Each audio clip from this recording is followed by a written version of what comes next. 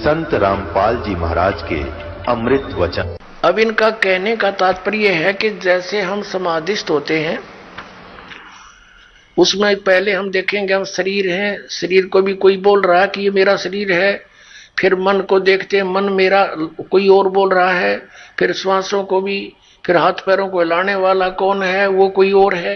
तो कहते फिर कति शून्य हो जाओ, शून्य में आप कुछ भी ना चिंतन करो, फिर आपको महसूस होगा कि आप कौन हो, हम आत्मा है।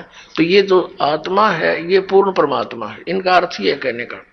और इसको क्लियर करते हैं, स्पष्ट करते हैं इसको।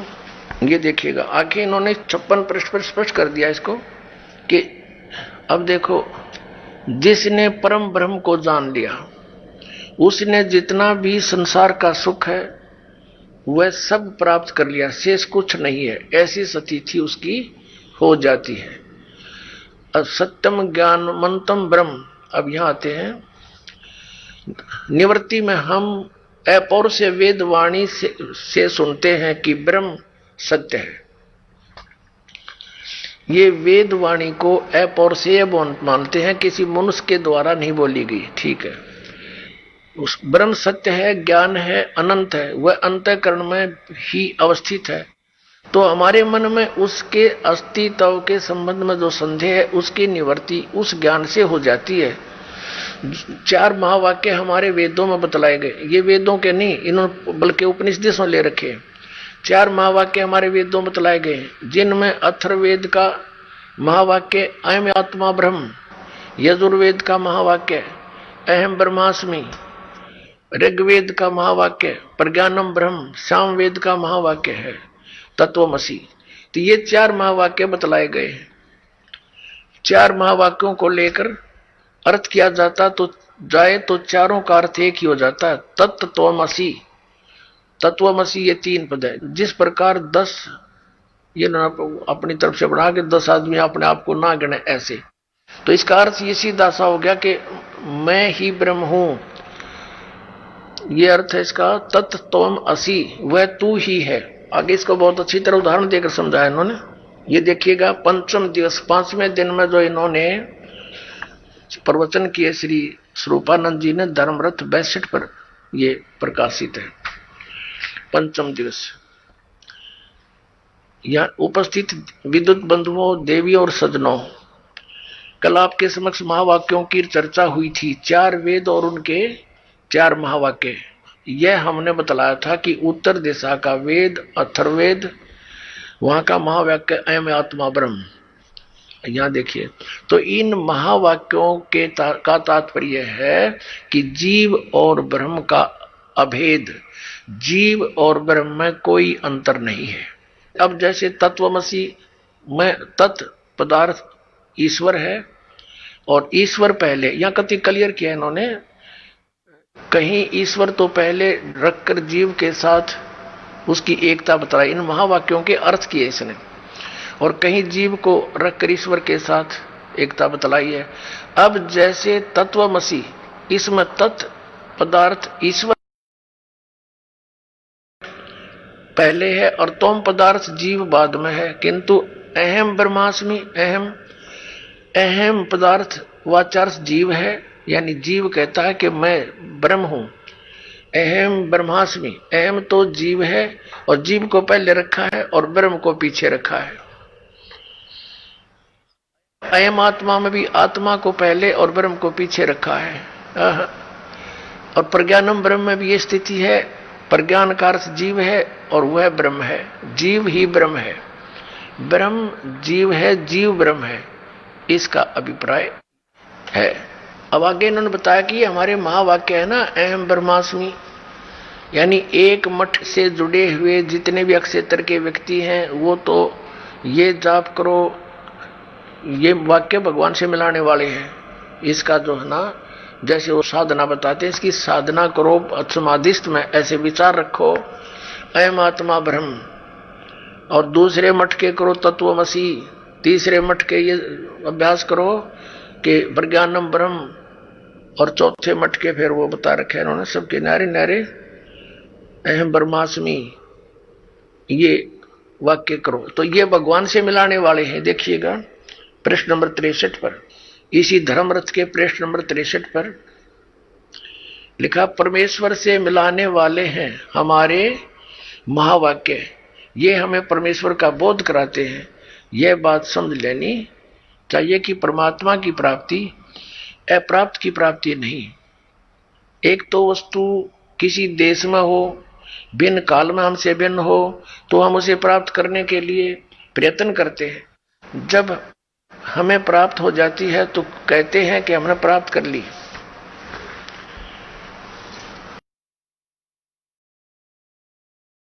परमात्मा तो जीव को प्राप्ति है, वह नित्य प्राप्त परमात्मा में अप्राप्ति का भ्रम हो गया। जैसे किसी के गले में माला पड़ी है और वही किसी कारण से वह भूल गया और किसी ने आकर बता दिया, तो वो माला देखकर कहेगा हाँ मिल गई। वह अप्राप्य कहाँ थी, अनमिली कहाँ थी, पहले से ही मिली हुई माला थी। उनसे न मिलने का जो भ्रम था वह दूर हो गया तो मिल गया। इस प्रकार परमात्मा सबसे मिला हुआ है। केवल उस परमात्मा को न जानने के कारण हमारी परेशानी है। सबके हृदय में परमात्मा है, वह परमात्मा सबको प्राप्त है। आगे इसने और कुछ बताने की चेष्टा की। अब इसका सारा कुछ निष्कर्ष ये निकला कि जीव ही ब्रह्म है। और यहां फिर देखो आगे इनके वर्तन सुनते रहियो, फिर निष्कर्ष क्या निकलेगा देखना, फिर कमाल होगा। अब 66 पृष्ठ पे क्या कहा है कि ब्रह्म से भिन्न किसी और की सत्ता नहीं है, ब्रह्म से ऊपर कोई नहीं है। फिर अब 67 पर क्या कहा धर्मरथ में, वह ब्रह्म ईश्वर कहलाया। सविशेष ब्रह्म था, उसमें जो शक्ति थी शुद्ध सात्विक अंश की उपाधि से वह ब्रह्म ईश्वर कहलाया। अच्छा फिर लेते हैं देखना, ये देखिएगा धर्मरथ 56 पृष्ठ पे, जिसने परम ब्रह्म को जान लिया, परम ब्रह्म, उसने जितना भी संसार में सुख है वह सब प्राप्त कर लिया। ये परम ब्रह्म और याद रखना, इनके सारा ज्ञान समक्ष हो जाएगा आपका। ये देखिएगा शंकर पंचम, एक पुस्तक है शंकर पंचम, और ये आदि शंकराचार्य विरचित पंचम ग्रंथ नाम संग्रह, ये आदि शंकराचार्य के वचन है। ये देखना, तो आदि शंकराचार्य के वचन है तो समझ ले सब के फाइनल है फिर इसमें। और ये कौन है नीचे, जगत गुरु शंकराचार्य स्वामी स्वरूपानंद सरस्वती जी महाराज, व्याख्याकार, व्याख्या इन्होंने की है इसकी। और ये कहां से छपी है पुस्तक, ये है शंकर पंचम, तो श्री स्वरूपानंद सरस्वती जी महाराज के द्वारा। ये शंकर पंचम, प्रकाशक हैं श्री शारदा पीठ प्रकाशनम, द्वारका इतने इतने, जामनगर गुजरात में। और मुद्रित है श्री माता कमिशिस प्राइवेट लिमिटेड, 20/7/125, केदार घाट वाराणसी, दूरभाष इतने। इन्होंने कति स्पष्ट कर रखा है। अब ज्ञान का स्वरूप प्रश्न नंबर 10 पे देखिएगा। ज्ञान का स्वरूप, ये कोई संस्कृत है जो शंकराचार्य द्वारा लिखी, अनुवाद किया श्री स्वरूपानंद जी शंकराचार्य जी ने। मैं सम शांत सच्चिदानंद स्वरूप ब्रह्म ही हूं, अस्त स्वरूप दे मैं नहीं हूं, असत रूप। ब्रह्मो अहम, वह ब्रह्म मैं ही हूं। ब्रह्मो व अहम, वह ब्रह्म मैं ही हूं, ये इनका विधान है। मैं स्वयं निराकार निर्मल अविनाशी एवं निराकार हूं। इवन का ओड आवेगा इनके ज्ञान का, देखिए सच। और ये क्या कहते हैं, ये प्रश्न नंबर 71 पर देखिएगा, 71 पर, मैं स्वयं ब्रह्म ही हूं और वही सच्चा जीवन मुक्त हूं, जीवन मुक्त जो इस तरह मान ले, मैं स्वयं ब्रह्म ही हूं, ऐसा अप्रोक्ष ज्ञान द्वारा संपूर्ण कर्म बंधनों से वह ज्ञानी सर्वथा मुक्त हो जाता है। अब कर्म कितने प्रकार के, हम यह पूछेंगे, समझेंगे कि प्रश्न है कि प्रारब्ध कर्म क्या है। इसने डिफाइन किया, परिभाषित किया कि इस शरीर को उत्पन्न कर इस लोक में इस प्रकार सुख दुख आदि भोग को देने वाले जो कर्म है, सुख और दुख को भोग देने वाले कर्म है, वे प्रारब्ध कर्म माने जाते हैं। जब ये शरीर तैयार किया गया उस समय इसके साथ जोड़ दिए जाते हैं, जो भोग से ही नष्ट होते हैं। ये तो भोगने ही पड़ेंगे जब वह खत्म होंगे। प्रारब्ध कर्मों का नाश भोग से ही होता है, ऐसा शास्त्रीय वचन है। चाहे वे कर्म धर्म में हो या अधर्म में, उनका फल भोगना पड़ेगा ही। फिर क्या बताया है इसी के नीचे, ये पृष्ठ 71 पर पढ़ रहे हैं हम, पृष्ठ 71 पर के ये है प्रारब्ध कर्मों का फल तब भोगना ही पड़ेगा। मैं ब्रह्म ही हूं, ऐसा निश्चयात्मक ज्ञान द्वारा संचित कर्म नष्ट हो जाते। अच्छा, आदरणीय शंकराचार्यों का जो मत है, एक तरफ तो ये कहते हैं कि जीव ही ब्रह्म है, इसकी कोई और सत्ता नहीं है और कोई नहीं है, ये जीव ही सृष्टि रचने वाला, यही सबका मालिक, ये स्वयं ही परमात्मा है। इनका एक तरफ तो ये आपने निश्चय कर लिया। अब ये कथा क्या सुनाते हैं, और ये पुजारी किसके हैं? श्री विष्णु जी के, नारायण जी से कहते हैं, श्री वराह जी के, जो विष्णु जी ने वराह रूप धारण किया था। और इन श्री शंकर भगवान के, ये भगवान की तरह के, जब तुम आप भगवान हो, जीव ही ब्रह्म है, तो फिर इनकी पूजा किस लिए? इसको कहते हैं उआबाई का ज्ञान, जिसका कोई सिर पैर नहीं हो। अब देखना, प्रवचन प्रसून एक पुस्तक है, ये है आदरणीय श्री स्वरूपानंद शंकराचार्य जी, देखिएगा।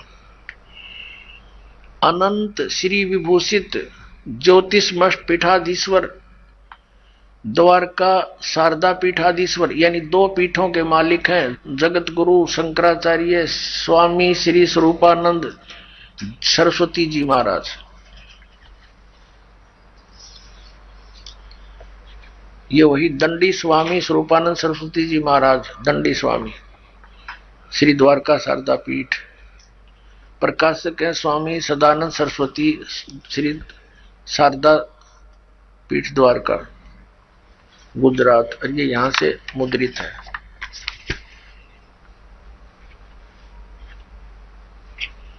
ये यहां से मुद्रित है। अंबिका आपसेट, मीठापुर, जामनगर, गुजरात से। ये 2 शब्द इस ग्रंथ में पूज्य पाद अनंत श्री विभूषित योगीराज स्वामी स्वरूपानंद सरस्वती जी महाराज के द्वारा 1967 में नवरात्रि के पावन अवसर पर चाईबासा झारखंड में दिए गए प्रवचनों का संकलन है। ठीक, अब आ जाओ, इनके वचन देखियो। ये 7वां वचन इनका, सप्तम प्रसून, 7वां सत्संग, 7वां दिन जो सत्संग रहा। भगवान अत्यंत सुशीलवान है, उनके हृदय में करुणा अरुणालय उमड़ता है। वही कृपा घन बनकर समय समय पर भक्तों तथा अभक्तों सब पर बरस जाया करते हैं। उनकी उदारता का, सुशीलता का अति उत्कृष्ट निर्देशन है कि वह अपने तथाकथित शत्रुओं पर भी, खलों और महादुष्टों पर भी दया की दृष्टि रखते हैं और अपने हाथों से मारकर उन्हें परम गति देते हैं। प्रभु खलोद्धार का कार्य स्वयं करते हैं, यद्यपि उनकी कृपा से उनके सेवक भी उस कार्य को करने में समर्थ रहते हैं। रावण का वध सभी विशेषकर हनुमान और अंगद कर सकते थे, किंतु उनकी कृपा तो देखिए, स्वयं को, उसको स्वयं सदगति देते हैं।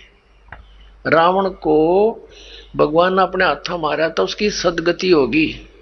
ठीक है, भक्तों के कल्याण हेतु भी वह स्वयं आते हैं। द्रौपदी की लाज स्वयं द्वारका से दौड़कर बचाई थी।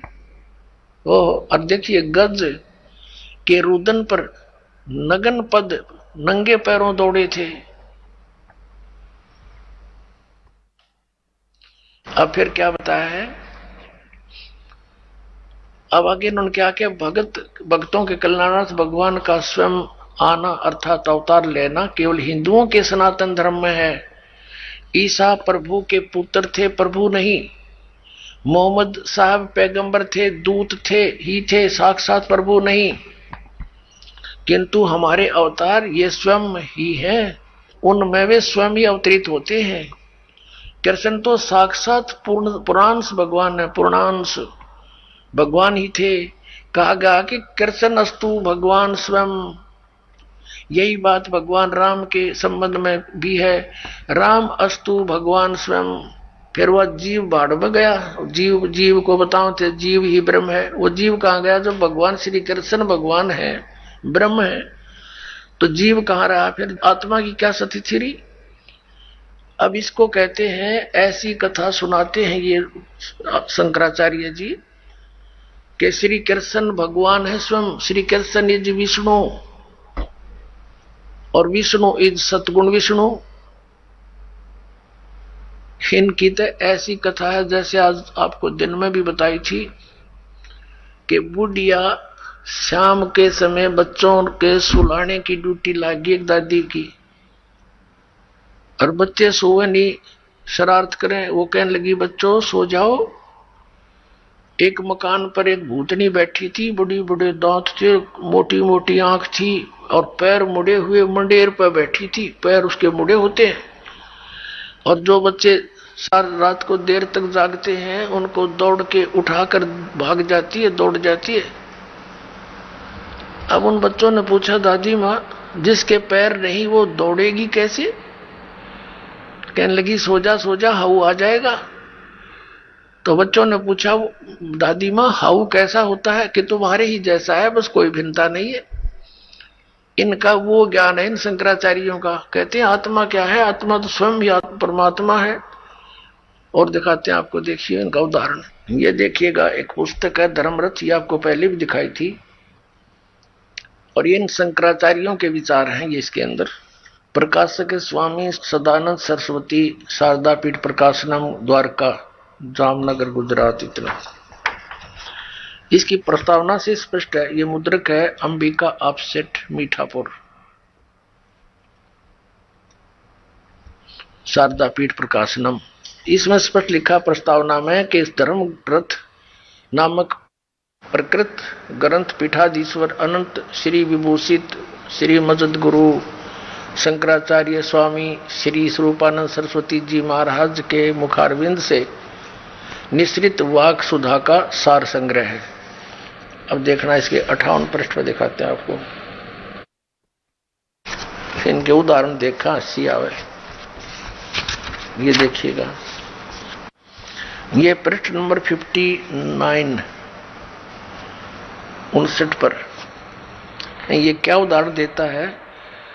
श्री स्वरूपानंद जी शंकराचार्य, 2 पीठों का मालिक।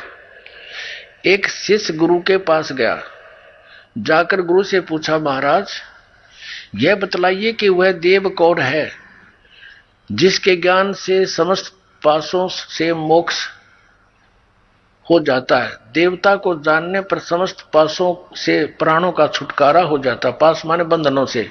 गुरु बोले कि साक्षी देवता कौन है?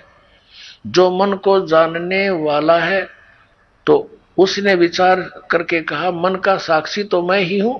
शिष्य ने कहा क्योंकि मेरे ही द्वारा मन जाना जाता। तो गुरु जी बोले तू ही देव है, क्योंकि देव अनेक तो है नहीं।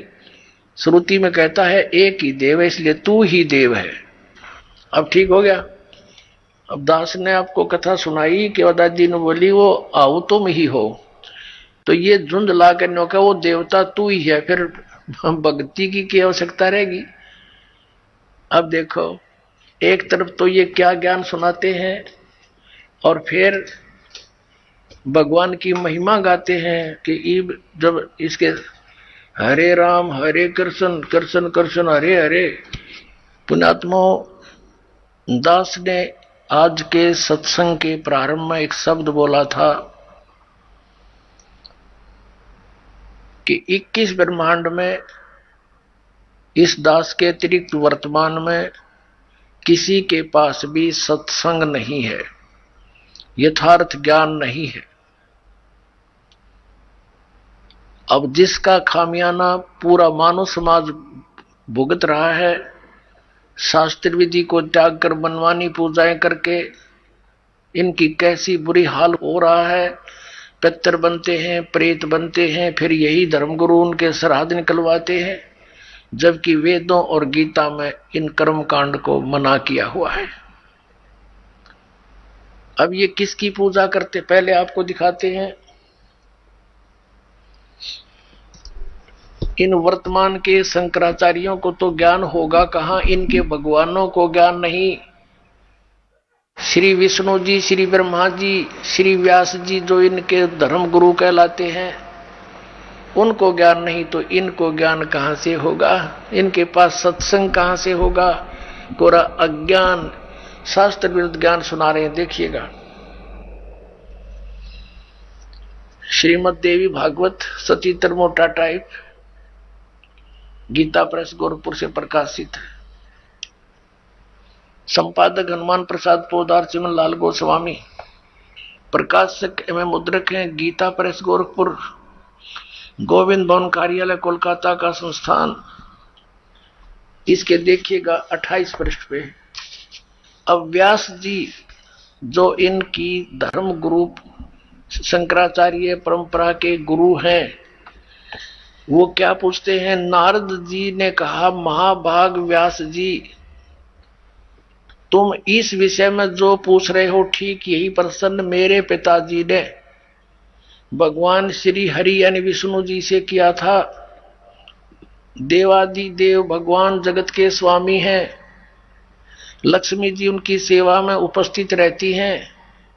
ये कहने का भाव ये विष्णु जी है। आगे देखो, 4 भुजाएं हैं, पीतांबर धारण करते हुए शंख चक्र गदा लिए रहते हैं, वक्ष स्थल पर श्रीवस्त्र का चिन्ह चमकता रहता है। वे चराचर जगत के आश्रयदाता हैं, जगत गुरु एवं देवताओं के भी देवता हैं। ऐसे जगत प्रभु भगवान श्री हरि महान तप कर रहे थे। विष्णु जी तपस्या कर रहा था, उनकी समाधि लगी थी। यह देखकर मेरे पिता ब्रह्मा जी को बड़ा आश्चर्य हुआ। अतः उन्होंने उनसे जानने की इच्छा प्रकट की। ब्रह्मा जी ने पूछा, प्रभु आप देवताओं के अध्यक्ष, जगत के स्वामी और भूत भविष्य एवं वर्तमान सभी जीवों के एकमात्र शासक हैं, भगवान फिर आप क्यों तपस्या कर रहे हैं? ब्रह्मा जी कह रहे हैं, तुम तो सब कुछ तू ही आप ही हो, और किस देवता की आराधना में ध्यान मगन है? आप क्यों तपस्या कर रहे हैं और किस भगवान की पूजा करते हो? मुझे असीम आश्चर्य तो यह हो रहा कि आप देवेश्वर एवं सारे संसार के शासक होते हुए भी समाधि लगाए बैठे हैं। अपने आत्माओं, ब्रह्मा जी के ये विदित वचन सुनकर भगवान श्री हरि श्री विष्णु जी फिर न्यों बोले। क्या बोले? श्री हरि उनसे कहने लगे, ब्रह्मन सावधान होकर सुनो, मैं अपने मन का विचार व्यक्त करता हूं। देवता दानव मानव सब यही जानते हैं कि तुम सृष्टि करते हो, मैं पालन करता हूं और संकर संहार किया करते हैं, किंतु फिर भी वेद के पारगामी पुरुष अपनी युक्ति से यह सिद्ध करते हैं कि रचने पालने और संहार करने की यह योग्यता जो हमें मिली है, इसकी अधिष्ठात्री देवी शक्ति देवी है। वे कहते हैं कि संसार की सृष्टि करने के लिए तुम में राजसी शक्ति का संचार हुआ है और मुझे सात्विक शक्ति मिली है, और उधर में तामसी शक्ति का आविर्भाव हुआ है। उस शक्ति के अभाव से तुम इस संसार की सृष्टि नहीं कर सकते और मैं पालन करने में सफल नहीं हो सकता, और उधर से संहार कार्य होना भी संभव नहीं। ब्रह्मा जी, हम सभी उस शक्ति के सहारे ही अपने कार्य में सदा सफल होते आए हैं। सुवर्त प्रत्यक्ष और परोक्ष दोनों उदाहरण मैं तुम्हारे सामने रखता हूं, सुनो। यह निश्चित बात है कि उस शक्ति के अधीन होकर ही मैं इस शेषनाग की सैया पर सोता और सृष्टि करने का अवसर आते ही जाग जाता हूं। मैं सदा तप करने में लगा रहता हूं, सदा तप करने में लगा रहता हूं। उस शक्ति के शासन से कभी मुक्त नहीं रह सकता। कभी अवसर मिला तो लक्ष्मी के साथ सुखपूर्वक समय बिताने का सौभाग्य प्राप्त होता है। मैं कभी तो दानों के साथ युद्ध करता हूं, आखिर जगत को भय पहुंचाने वाले दैत्यों के विकराल शरीरों को शांत करना मेरा परम कर्तव्य हो जाता है। और यहां कमाल कर दिया, मुझे सब प्रकार से शक्ति के अधीन होकर रहना पड़ता है। उन्हीं भगवती शक्ति का मैं निरंतर ध्यान किया करता हूं, यानी दुर्गा की ध्यान करता हूं, उसकी पूजा करता हूं। ब्रह्मा जी मेरी जानकारी में इस भगवती शक्ति से बढ़कर दूसरे कोई देवता नहीं। अब ये है सत्संग श्री विष्णु जी का स्पिरिचुअल नॉलेज कि मैं दुर्गा से ऊपर किसी भगवान को नहीं जानता, यही मेरा अंतिम देवता है, इससे बड़ा कोई भगवान नहीं। इन शंकराचार्यों को ज्ञान कहां से होगा, इनको भगवान को ज्ञान नहीं, ये नो के दुर्गा से ऊपर कोई नहीं। अब दुर्गा क्या कहती है, श्री शक्ति देवी क्या कहती है, देखिएगा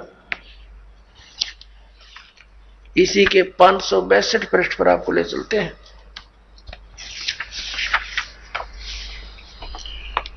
वो अपना पहला सकंद पढ़ा था, अब ये 7वां सकंद है। संक्षिप्त श्री देवी भागवत 562 पृष्ठ पे, यहां देखिएगा। अब देवी के द्वारा हिमालय को ज्ञानोपदेश, ब्रह्म स्वरूप का वर्णन। श्री देवी जी कहने लगी, पर्वतराज, अब देवी जी पहले तो अपने विषय में बताती है कि तुमने डले रोने हैं तो मेरी पूजा कर लो, लेकिन उस ब्रह्म का क्या स्वरूप है यह बतलाया जाता है, जो प्रकाश रूप सबके अत्यंत समीप में स्थित, हृदय रूप गुहा में स्थित होने के कारण गुहाचर नाम से प्रसिद्ध है और महान पद अर्थात परम प्राप्य है। वह समस्त प्रजा के ज्ञान से परे है, अर्थात किसी की बुद्धि मानने वाला नहीं है, यह तुम जानो। जो ब्रह्म प्रकाश रूप है, जो सूक्ष्म से भी अत्यंत सूक्ष्म है, जिसमें संपूर्ण लोक और उन लोकों में निवास करने वाले प्राणी स्थित है, वह यह अक्षर ब्रह्म है। वही सबके प्राण है, वही सबकी वाणी है और वही सबके मन है। वह यह परम सत्य और अमृत अविनाशी तत्व है। सौम्य, उस वेदने योग्य लक्ष्य का तुम वेदन करो, मन लगाकर उसमें तन्मय हो जाओ। सौम्य, उपनिषद में कथित महान अस्त्र रूप धनुष लेकर उस पर उपासना द्वारा तीक्ष्ण किया हुआ बाण संधान करो। भावानुगत चित्त के द्वारा उस बाण को खींचकर उस अक्षर रूप ब्रह्म को ही लक्ष्य बनाकर वेदन करो। अब क्या बताया कि प्रणव यानी ओम तो धनुष है, जीवात्मा बाण है और ब्रह्म उसका लक्ष्य कहा जाता है। अब क्या कहती है दुर्गा देवी, क्या कहती है कि एकमात्र परमात्मा को ही जाने, दूसरी सब बातें छोड़ दे। हर विष्णु जी ने कह है, विष्णु जी कह रहे हैं कि मैं दुर्गा से ऊपर किसी को नहीं जानता। अब यहां देवी जी कह रही है, श्री दुर्गा जी कह रही है कि एकमात्र ब्रह्म को जानो और सब बातों को छोड़ दो। अपनी पूजा को भी कहती है कि नहीं, ये भी एक उस ब्रह्म की पूजा करो। देखना, उस एकमात्र परमात्मा को ही जाने, दूसरी सब बातों को छोड़ दे। यही अमृत रूप परमात्मा के पास पहुंचाने वाला पुल है। संसार समुद्र से पार होकर अमृत स्वरूप परमात्मा को प्राप्त कराने का ये सुलभ साधन है। देखो, इस आत्मा का ओम के जप के साथ ध्यान करो। ये कहां गए वो अहम ब्रह्मास्मि तत्वमसि। अब क्या कह रहे हैं हमारे साथ सदग्रंथ और देवी क्या बता रही है, इस आत्मा का ओम के जप के साथ ध्यान करो, यानी कोई अन्य आत्मा परमात्मा है, वो अन्य सबसे अलग है, ध्यान करो। इससे अज्ञान में अंधकार से सर्वथा परे और संसार समुद्र से उस पार जो ब्रह्म है उसको पा जाओगे, तुम्हारा कल्याण हो। और वो कहां रहता है, वह है यह सबका आत्मा, यानी सबका मालिक ब्रह्म, ब्रह्म लोक रूप दिव्य आकाश में स्थित है। अपने आत्माओं, इन शंकराचार्यों का ज्ञान कहाँ गया वो? ये कहते हैं ये जीव ही ब्रह्म है, और देवी कहती है कि सब पूजाएं छोड़ दो। विष्णु को तो समझा रही है, आचार्य शंकराचार्य पूजें विष्णु जी नारायण को। विष्णु जी कहता मैं दुर्गा से ऊपर जानता नहीं। हिमालय को ज्ञान दे रही है श्री दुर्गा जी, बता रही है कि केवल एकमात्र उस ब्रह्म को पूजो, उसका ओम नाम है, नथिंग एल्स। और वो कहां रहता है? ब्रह्मलोक में। तो वहां चले जाओगे, उसके पास पहुंच जाओगे, तुम्हारा कल्याण हो। वो कहती है ब्रह्म की पूजा करो। अब ब्रह्म क्या कहता है श्रीमद् भगवत गीता में? श्रीमद् भगवत गीता अध्याय नंबर 8 के देखिएगा। श्रीमद् भगवत गीता जयदयाल गोविंद का इसके अनुवादक हैं। अध्याय नंबर 8 के श्लोक नंबर 13 हम आपको दिखाते हैं। ये क्या बताता है 13वें श्लोक में? ओम इति एकाक्षरम ब्रह्म व्यवहारन माम अनुसमरण ये प्रयाति तजंदेहम स याति परमाम गतिम।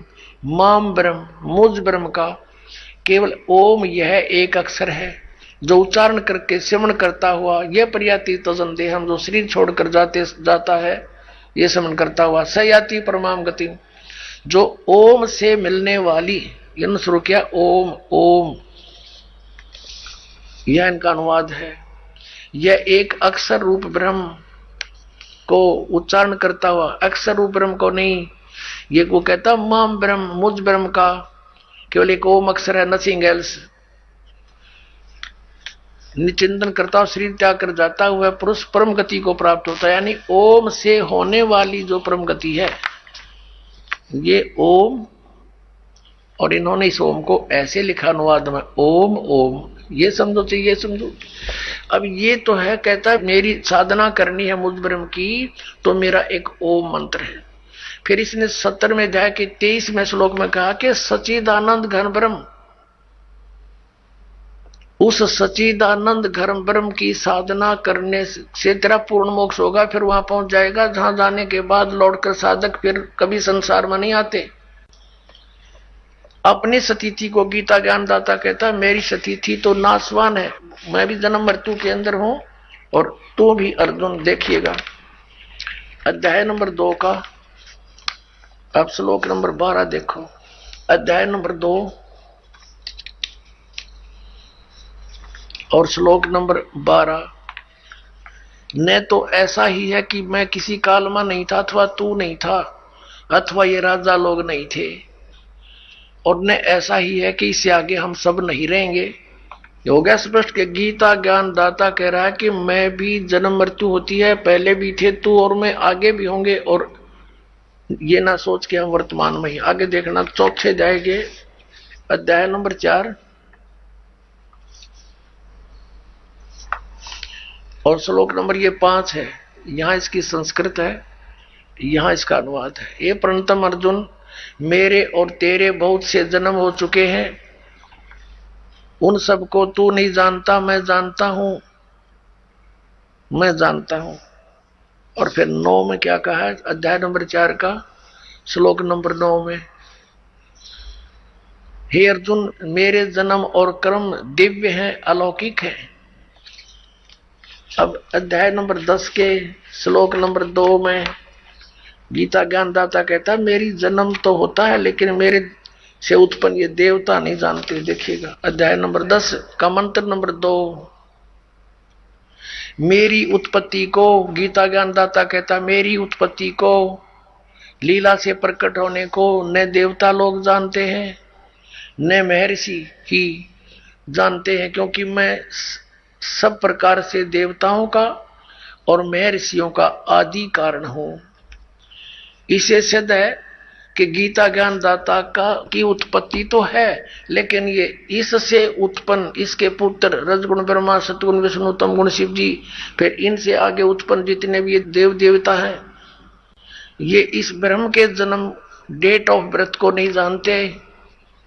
अब जैसे संतान की डेट ऑफ बर्थ यानी जन्मदिन को पिता बता सकता है, लेकिन पिता की उत्पत्ति को बच्चे कैसे जाने? उसको कौन बताता है? दादाजी बताते हैं। पिता के पिता, तो सबके पिता वो कबीर परमेश्वर हैं, वो बंदी छोड़ कबीर साहेब हैं, वो परम अक्षर ब्रह्म है, सच्चिदानंद घन ब्रह्म है।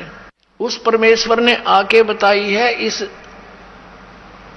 ब्रह्म की उत्पत्ति, क्योंकि वो उसी का द्वारा उत्पन्न किया हुआ है। तो अपने पुत्र की उत्पत्ति, अपने अन्य संतान की उत्पत्ति, पोते पोतरों की उत्पत्ति दादाजी को खूब याद होती है। लेकिन ब्रह्म कह रहा है कि मेरी उत्पत्ति तो हुई है। ये गीता ज्ञानदाता श्री कृष्ण में प्रवेश करके ये काल बोलता है, ब्रह्म बोलता है। ये कहता है कि मेरे कर्म और जन्म अलौकिक होते हैं।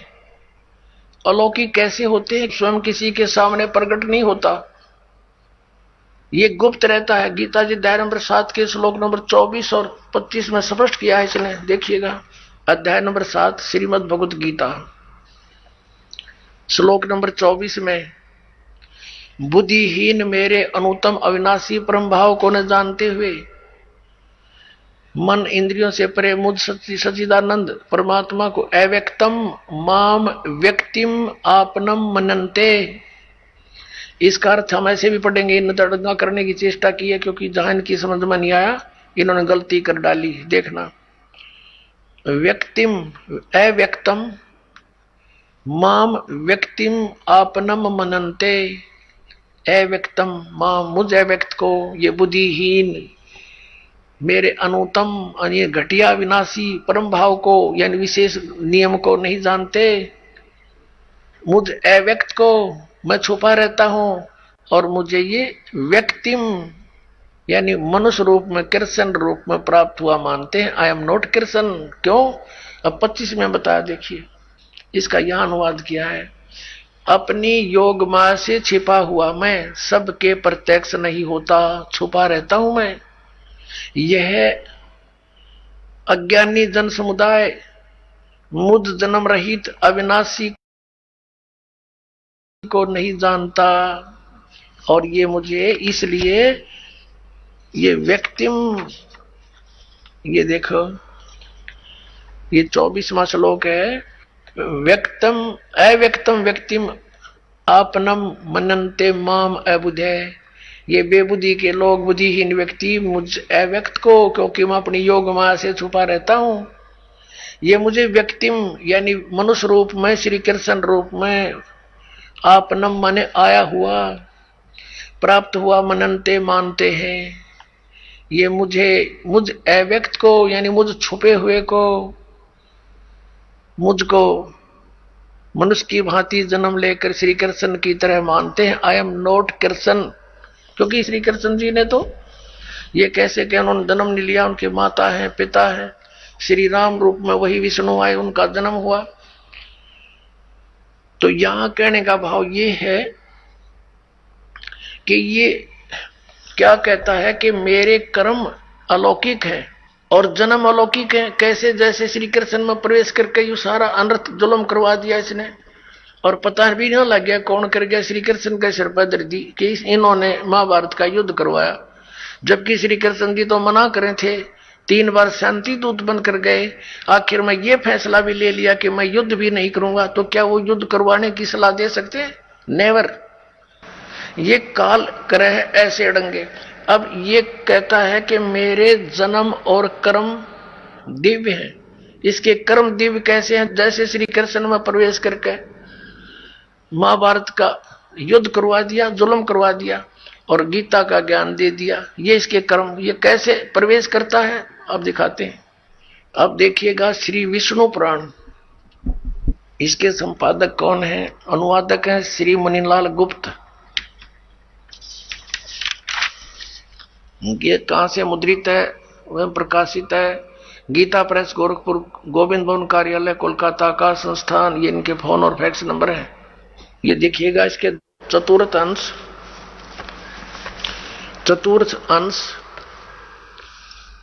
अध्याय नंबर 2 और 233 पृष्ठ पे। पूर्व काल में त्रेता युग में एक बार अति भीषण देव असुर संग्राम हुआ। देवताओं और राक्षसों का आपस में युद्ध हुआ। उसमें महाबलवान दैत्यगण से पराजित हुए देवताओं ने भगवान विष्णु की आराधना की। तब आदि अनंत सुन अशेष जगत प्रतिपालक श्री नारायण ने देवताओं से प्रसन्न होकर कहा, आप लोगों का जो कुछ अभिष्ट है वह मैंने जान लिया है। उसके विषय में यह सुनिए। राज ऋषि ससाद का जो पुरंजय नामक पुत्र है, उस अक्षत्रिय श्रेष्ठ के शरीर में मैं अंश मात्र से स्वयं अवतीर्ण होकर, यानी कुछ समय के लिए, संपूर्ण दैत्यों का नाश करूंगा। अतः तुम लोग पुरंजय को दैत्यों के वध के लिए तैयार करो। अब आगे फिर दिखाते हैं और कंसेप्ट क्लियर। 242 पृष्ठ पे यही वही चतुर्थ अंश, अध्याय नंबर 3 और पृष्ठ नंबर 242 पे श्री विष्णु पुराण। तीसरा अध्याय। पूर्व काल में रसातल में मोने नामक 6 करोड़ गंधर्व रहते थे। उन्होंने समस्त नाग कुल के प्रधान प्रधान रत्न और अधिकार छीन लिए थे। गंधर्व के पराक्रम से अपमानित उन नागेश्वरों द्वारा स्तुतित किए जाने पर उसके श्रवण करने से जिसकी विकसित कमल सदृश आंखें खुल गई हैं, निंद्रा के अंत में जागे हुए उन जलशाही भगवान सर्वदेवेश्वर को प्रणाम कर उनसे नागगण ने कहा, भगवान, इन गंधर्वों से उत्पन्न हुआ हमारा भय किस प्रकार शांत होगा। तब आदि अनंत रहित भगवान पुरुषोत्तम ने कहा, यो नासों के पुत्र मान धाता का जो यह पुरकुत्स नामक पुत्र है, उसमें प्रविष्ट होकर मैं, उसमें प्रवेश करके प्रेत की तरह मैं उन संपूर्ण दुष्ट गंधर्वों का नाश कर दूंगा। आइए अब हम उन श्रद्धालुओं के अनुभव जानते हैं जो जगत गुरु तत्वदर्शी संत रामपाल जी महाराज जी से दीक्षा प्राप्त कर चुके हैं तथा उनके द्वारा बताए गए भक्ति मार्ग पर चल रहे हैं। नमस्कार सर। सत्साई जी। सर क्या नाम है आपका? मेरा दलबीर दास है जी। दलबीर जी आप कहाँ से हैं? मेरा गांव दुलेड़ा, जिला झज्जर, तहसील बहादुरगढ़। दलबीर जी आप क्या काम करते हैं? मैं CISF में सर्विस करता हूं जी। सर आप संत रामपाल जी महाराज की शरण में कब आए? सन 2000 में जुड़ा था सतगुरु रामपाल जी महाराज से। दलबीर जी संत रामपाल जी महाराज से नाम दीक्षा लेने से पहले क्या आप भक्ति साधना भी करते थे? मैं अन्य सभी देवी देवताओं की पूजा करता था। हमारे गांव में दुर्गा का मंदिर है, वहाँ भी जाता था दोनों टाइम। और खेत में हमारे में पित्तर की वो मंडी बना रखी है, वहाँ भी हम पूजते थे। सभी घरवाले पूजा करते थे। कोई भी त्यौहार मनाते थे तो वहाँ सबसे पहले मतलब भोग चढ़ाते थे, तब बाद में मतलब वो करते थे। तो और भी सभी कहीं हनुमान का व्रत और ये जन्माष्टमी का जो भी है सब साधना करता था, लेकिन कोई लाभ नहीं हो रहा था। हनुमान की पूजा, कभी शेरावाली की, कभी किसी की, जो जिसने बता दिया वही करता रहा, लेकिन कोई संतुष्टि जो मैं मेरी भावना मतलब इच्छा थी वो मैं सोचता था ये रास्ता मेरे लिए ठीक नहीं है, मेरे को कोई मतलब शांति नहीं मिल रही। तो इसलिए मैं करता रहा तो लेकिन लाभ कोई मेरे को नहीं हुआ। सर संत रामपाल जी महाराज की शरण में आने का क्या कारण बना, कैसे आना हुआ? मैं जी संत रामपाल जी महाराज की शरण में ऐसे आया। सतगुरु रामपाल जी महाराज गांव दुलेड़ा में सत्संग करने गए हुए थे और सतगुरु जी ने सत्संग करते टाइम माइक की आवाज़ आ रही थी पूरे दूर तक, रात का सत्संग हो रहा था। तो मैं खेतों में था, जब मैं जैसे गरीबदास महाराज की वाणी बोली जाती है वहाँ भी मतलब ऐसी लगती, तो मेरे को वो आवाज़ सुन के ऐसा होया, मैं कहा ये ज्ञान है, ये सत्संग है, ये कहाँ पे हो रहा है, ये तो आवाज़ तो गांव की तरफ से आ रही है। तो मैं उसी टाइम रात में ही वहाँ से चला और मैं वो जगह ढूंढ लिया गांव में जिस घर में सत्संग हो रहा था। सतगुरु जी आए हुए थे, संत रामपाल जी महाराज सत्संग कर रहे थे, तो मैं आके सत्संग सुनने लग गया, बैठ गया। फिर सतगुरु रामपाल जी महाराज पवित्र शास्त्रों के माध्यम से ज्ञान बता रहे थे। मैं अगले दिन सुबह गया और सतगुरु रामपाल जी महाराज से नाम दीक्षा प्राप्त किया। सर संत रामपाल जी महाराज से नाम उपदेश लेने के बाद क्या आपको कुछ लाभ भी प्राप्त हुए? सतगुरु रामपाल जी महाराज से नाम उपदेश लेने से पहले हुक्का पीता था, और नाम उपदेश लेने के बाद मेरा हुक्का छूट गया, और भी कोई जो मतलब विकार करता था सब छूट गए। और परमात्मा की दया ऐसी हुई, जब मैं खेती करता था सर्विस लगने से पहले, तो खेती में जो भी जहाँ भी मतलब मेहनत करके जो भी फसल बोता था, उसमें सबसे अलग ही मेरा मेहनत का फल परमात्मा देखते थे, वो दिखाई देता था। ये मतलब सतगुरु रामपाल जी महाराज का शिष्य हैं। सभी बोलते थे, पड़ोसी भी, कि ये भाई इनकी फसल ऐसे है, ऐसे ही करते हैं, और फिर भी सबसे अलग ही रहती है।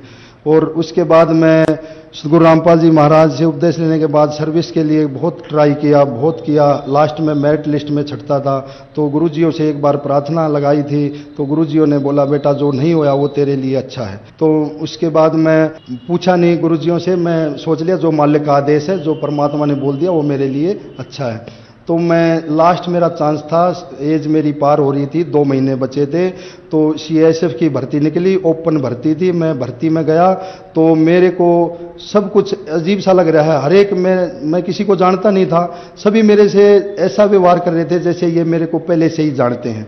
इतने प्यार से बोलते थे। इंस्पेक्टर और DC लास्ट तक मेरा नाम तक नहीं पूछा, लेकिन उन्होंने हर इवेंट पे मेरे साथ थे। ऐसे बोलते, हाँ भाई पहलवान ये कर देगा, हो जाएगा। फिजिकल मेरा अच्छा हो गया और टेस्ट हो गया। टेस्ट होने के बाद मेरा इंटरव्यू हुआ। इंटरव्यू हो रहा था, जब कमांडेंट ने मेरे से क्वेश्चन पूछे, वो तो मैं बताया जैसा भी मेरे से आया। और DC के पास गया, जब DC ने बोला बैठ पहलवान, कुर्सी पे बैठ जा, तो मैं बोला नहीं जी ये हमारे लिए नहीं है। बोला नहीं बैठ बैठ। तो उसने 3 बार बोला, तो मैं बैठ गया कुर्सी पे। तो उसने खाली और कुछ नहीं पूछा मेरे से, एक ही बात पूछा, बेटा नौकरी कर लेगा? मैं बोला सर नौकरी मिलेगी तो करेंगे, नौकरी के लिए तो मैं आया हूँ।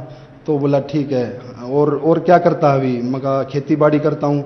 बोला मतलब खेती बाड़ी कर, वो शादी कर लिया? मैं कहा हाँ शादी भी हो गया जी। तो बोला पहलवानी क्यों छोड़ा तूने? माँ जी घर की सिचुएशन ऐसी थी, और खेती बाड़ी कर रहा हूँ अब तो मैं कई साल से, और नौकरी मिली नहीं, इसलिए मैं पहलवानी छोड़ दिया। तो बोला ठीक है जाके बैठ जा लाइन में। मतलब मैं वहाँ उठ के अपने बैठ गया वहाँ पे। तो मेरा 2 महीने के बाद मेडिकल लेटर आ गया, और मेरे को मतलब मेडिकल में भी पास होया। जब मेडिकल कराने जा रहा था तो वो कमांडेंट लाइन में बैठा था। कमांडेंट ने मेरे को कमर में हाथ मार के बोला, हाँ पहलवान ठीक है? मैं कहा हाँ सर ठीक हूँ। बोला मेडिकल हो गया? मैं कहा नहीं सर अभी नंबर नहीं आया है। बोला चिंता मत करना सब ठीक हो जाएगा। तो परमात्मा की ऐसी रजा हुई, मैं सोच भी नहीं सकता। मैं किसी को जानता नहीं, कुछ नहीं, तो मेरे को सभी नाम भी नहीं पूछ रहे मेरा, पहलवान पहलवान करके। और मेरा मतलब मेडिकल में संत रामपाल जी महाराज की कृपा ऐसी हुई, मतलब अगले दिन परमात्मा ने ऐसा किया, 7 के साथ ज्वाइनिंग लेटर दे दिया, और बोला इतने तारीख को वहाँ हैदराबाद रिपोर्ट करना है। तो उसके बाद परमात्मा की ऐसी रजा हुई, जब मैं ये 9 साल नौकरी होगी मेरी, तब मैं ये विदेश के लिए मतलब UN मिशन हैती, वहाँ नॉर्थ अमेरिका में पड़ता है, वहाँ के लिए हमारी CSF जाती है 140 आदमी 1 साल। 2008 से शुरू हुआ और 2018 तक गए हैं। तो मैं 2-3 बार कोशिश किया, और हमारा जो मैं फायर में हूँ, तो मैं फायर के उससे हमारी 2 ही वैकेंसी थी। तो 2 वैकेंसी में मैं सोचा भी था कि हमारा कहाँ नंबर आएगा, तो बाकी सब GD के थे। तो उसमें मैं ट्राई किया, मगर चलो परमात्मा का नाम लेके फार्म तो भर ही देता हूँ। उसमें शर्त कर रखी थी 5 साल सर्विस कंप्लीट, और रिकॉर्ड बिल्कुल क्लियर होना चाहिए, और ACR वेरी गुड से नीचे नहीं होना चाहिए। तो मेरा सब शर्त ठीक था, वो मैं भर दिया, फार्म आ गया मेरा। टेस्ट के लिए डेट आ गया, टेस्ट 2 बार दिया। 2 बार देने के बाद मेरा नंबर तो नहीं आया फिर, लेकिन मैं सोच लिया अब मैं नहीं भरूंगा फार्म। तो तीसरी बार मैं टेस्ट दे के आ गया, और मेरे को उम्मीद भी नहीं था, मैं सोचा भी नहीं था, लेकिन मैं ये सोच लिया था अब मैं टेस्ट नहीं दूंगा। तो परमात्मा की ऐसी दया हुई, मेरे को एक सब इंस्पेक्टर ने मेरे को फ़ोन करके, मैं तो ड्यूटी में था, तो बताया, बोला दलबीर, बोला तेरा उसमें हैती में नंबर पड़ गया। मैं बोला सच में सर? बोला हाँ। बोला अरे तेरे को पता नहीं? मैं बोला मैं तो मेरे को मालूम नहीं अभी कब लिस्ट निकला है। तो परमात्मा सदगुरु रामपाल जी महाराज ने मेरे को ऐसे चमत्कार दिखाए, मतलब मैं सोच भी नहीं सकता। जो मैं ऐसा ही पढ़ा लिखा भी ज़्यादा नहीं हूँ, मैं मैट्रिक पास से भर्ती हुआ था और बाद में +2 किया था, और मैं एक मैट्रिक पास के उस थे, और परमात्मा ने, मैं खेती बाड़ी करने वाला, और मेरे को ये दिखा दिया बेटा तू चिंता मत कर, मैं तेरे साथ हूँ। तो ऐसे ऐसे मेरे साथ अनहोनी हुई है। बंदी छोड़ सदगुरु रामपाल जी महाराज ने ऐसे चमत्कार दिखाए, सभी मेरे से यूनिट में भी पूछ रहे हैं अब तेरी कोई खास जुगाड़ था, तेरा कोई पक्का मतलब जुगाड़ था इसलिए तेरा होया है कि किसका कैसे क्या किया तने। मैं बोला मेरा परमात्मा बंदी छोड़ सदगुरु रामपाल जी महाराज हैं, वो मालिक हैं, वो मतलब ऐसे जो चाहे सो कर सकते हैं। परमात्मा मैं सोच भी नहीं सकता, ऐसे मेरे को दिखाया परमात्मा ने। तो फिर सभी बोल गए भाई ऐसा तो मानना पड़ेगा, अब तो हम तो ऐसे मतलब अब तक तो ऐसे ही मान रहे थे तेरे गुरुजी को, लेकिन वाकई में तेरे गुरुजी जब हम तेरा ऐसे इसमें हो गया, अच्छे से अच्छे जो यूनिट से 10-12 लड़के गए थे उनका किसी का नहीं हुआ। और वैसे वहाँ तो 4-5 दिन चला था वो टेस्ट, उसमें पता नहीं कितने हजारों में लड़के आ रहे थे। तो उसमें हमारी 2 वैकेंसी में, और मेरा परमात्मा बंदी छोड़ सदगुरु रामपाल जी महाराज ने उसमें भी नंबर गिरा। और 2017 में मैं मार्च में गया और अप्रैल 2018 में वापस आया। 1 साल में विदेश के लिए भी मेरा परमात्मा बंदी छोड़ सदगुरु रामपाल जी महाराज की कृपा से वो भी मैं ड्यूटी करके आया बाहर। एक बार मैं कर्नाटक में पोस्टिंग थी मेरी, और मेरी कमर में इतना पेन हो रहा था, मैं बर्दाश्त नहीं हो रहा था, और मैं 1-2 बार दवाई ले लिया, लेकिन उससे थोड़ा आराम हो रहा है, अगले दिन फिर वैसे ही दर्द हो रहा है। तो मैं हॉस्पिटल गया, जाने के बाद उन्होंने बोला आपको MRI कराना पड़ेगा, अब तब देखेंगे। तो उन्होंने बोला आज ही करा के ले आओ, कल डॉक्टर आ रहा है बेंगलोर से, वो देख लेगा आपकी रिपोर्ट। तो मैं MRI करा के आया, शाम तक उनको रिपोर्ट ला के वापस डॉक्टर को दिखाया। तो डॉक्टर ने बोला कि आपका ऑपरेशन होगा पक्का, और जितना जल्दी होगा उतना जल्दी करा ले, नहीं तो इसमें आपको पैरालाइसिस हो सकता है। तो मैं बोला सर वैसे नहीं हो सकता? बोला नहीं वैसे नहीं होगा। बोला आपकी अगर इच्छा है तो उनको दिखा ले, अगर वो बोल देंगे वैसे मेडिसिन लेने से हो जाएगा तो हमको कोई दिक्कत नहीं। तो उसमें मैं अगले दिन टोकन लेके, नंबर आया मेरा 2 बजे, और सुबह मैं 9 बजे लाइन में लग गया था। तो उन्होंने देखा मेरा, जाते ही नाम पुकारा, बोला दलवीर, आप दलवीर? मैं कहा हाँ सर दलवीर मेरा नाम है। बोला आपका तो बहुत मतलब क्रिटिकली केस है, इसमें ऑपरेशन के बगैर आप ठीक नहीं हो सकते। मैं बोला सर ऑपरेशन तो, कमर का ऑपरेशन बहुत खतरनाक है, मैं कैसे क्या करूँगा, मैं ड्राइवर हूँ, मैं गाड़ी कैसे चलाऊँगा? तो बोला ये तो कुछ नहीं, अब तो करा ले, नहीं तो जितना लेट होगा तेरे को मतलब पैरालाइसिस होगा पक्का। तेरी रीढ़ की हड्डी में 1.5 इंच का गैप है, तो आपकी रिपोर्ट बता रही, हम नहीं बता रहे। तो मैं बोला सर ठीक है। मैं कहा कैसे, कितना क्या खर्चा आएगा इसमें? बोला 1 लाख रुपया खर्चा आएगा। और बोला आप क्या करते हो? मैं बोला मैं CI सब में जॉब मतलब सर्विस करता हूँ। बोले ठीक है, आपका 0 बैलेंस, मतलब खर्चा कोई नहीं होगा, वो CSF की तरफ से, प्लांट की तरफ से होगा। ठीक है सर। तो मैं वो बोला हम आपको वहाँ बेड खाली हो जाएगा तब आपको फ़ोन करेंगे, मेरा फ़ोन नंबर लेंगे। तो 1-1.5 महीने के बाद उन्होंने फ़ोन किया। तो उससे पहले मैं बंदी छोड़ सदगुरु रामपाल जी महाराज से सोच लिया मैं ऐसे ऑपरेशन नहीं कराऊंगा। तो परमात्मा के अरदास लगाई, तो मेरा जैसे अगले दिन मैं पूछा, मतलब अरदास लगाने के बाद भक्तों ने बताया कि कल पता कर लेना। तो मैं अगले दिन फ़ोन करके पूछा वहीं से ड्यूटी से, तो भक्तों ने बताया बंदी छोड़ सदगुरु रामपाल जी महाराज का आदेश है कि बेटा परमात्मा दया करेंगे और सब ठीक हो जाएगा, ऑपरेशन नहीं कराना। तो जैसे मेरे साथ इतना मेरा बुरा हाल हो रहा था कि मैं एक बैठ के खड़ा होने में भी मेरे को दिक्कत हो रही थी, रात में पैर सीधे नहीं होते थे मेरा। और मैं जैसे सुबह A शिफ्ट जाते टाइम मेरे को जैसे फ्रेश होने के लिए बैठता था लैट्रिन, तो मैं दीवार पकड़ के खड़ा होता था, इतना मेरे को था। तो जैसे अरदास लगाई, परमात्मा बंदी छोड़ सदगुरु रामपाल जी महाराज ने मेरी ऐसी पुकार सुनी, तो अगले दिन मैं सुबह जैसे उठा मतलब फ्रेश होके, तो मैं एकदम झटके से उठा। तो मैं सोचा कहीं मेरे साथ कोई वैसा तो नहीं हो रहा है। तो मैं फिर दोबारा बैठा, फिर उठा, फिर दूसरी बार बैठा, तीसरी बार फिर उठा।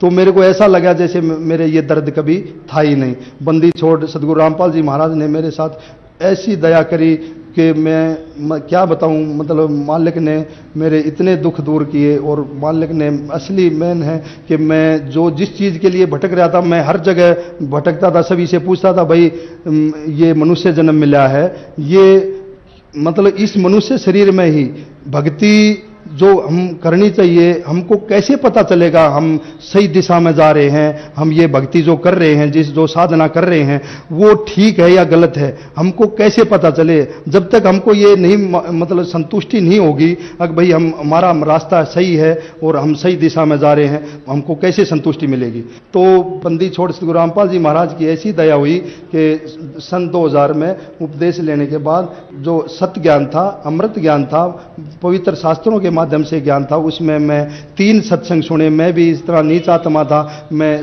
फर्स्ट बार सेकंड बार तो मतलब ऐसे ही सुन के वापस उठ के आ गया, और तीसरी बार बंदी छोड़ श्री गुरु रामपाल जी महाराज की कृपा हुई और जब मैंने उपदेश लिया और मेरे साथ ऐसे ऐसे चमत्कार हुए।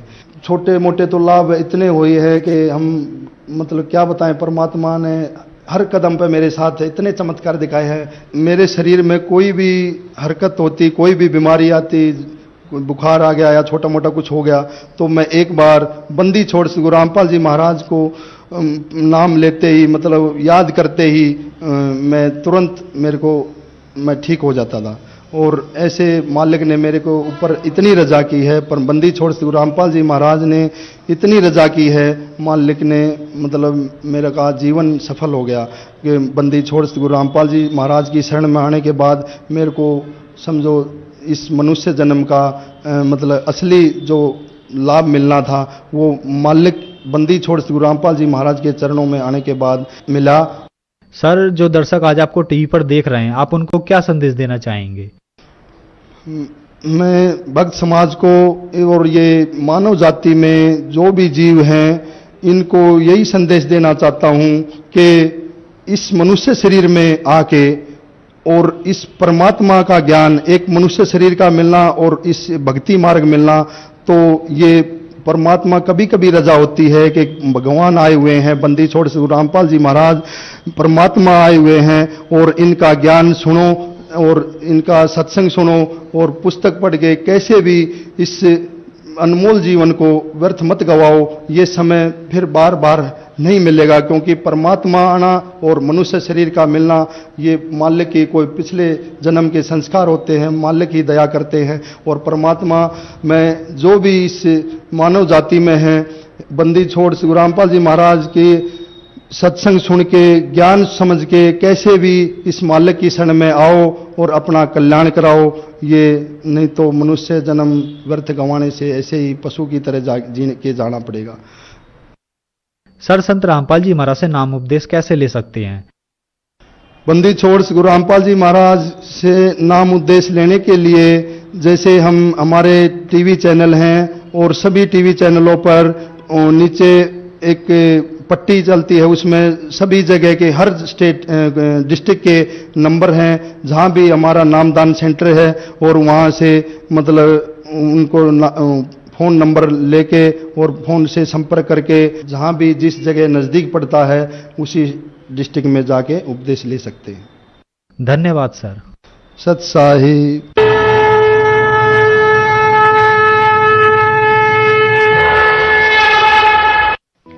आप सुन रहे थे जगत गुरु तत्वदर्शी संत रामपाल जी महाराज के मंगल प्रवचन। अधिक जानकारी के लिए संपर्क करें 8222 880